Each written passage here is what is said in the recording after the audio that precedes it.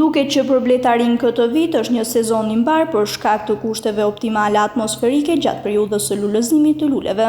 Bletari Adhurim Qori nga fshati Sopoti i Bulqizës thotë se ndryshe nga viti i kaluar ku prodhimi ishte thuajse minimal, këtë vit është ndryshe. Sipas bletarit Qori, vetë zona është e pastër, pasi nuk përdoren shumë pesticide në kulturat buqësore.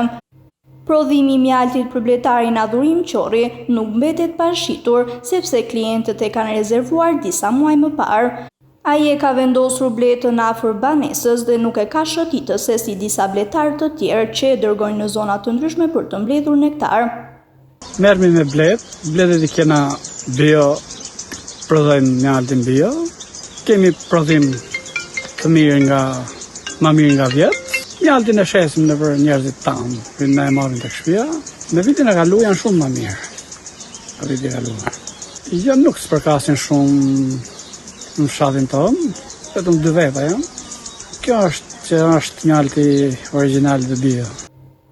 Veç bletarisë, Adhurim Qori thotë se ai dhe familja e tij merren edhe me buqësi, ku kultivon kultura të ndryshme buqësore që më pas prodhimet i shesin në treg.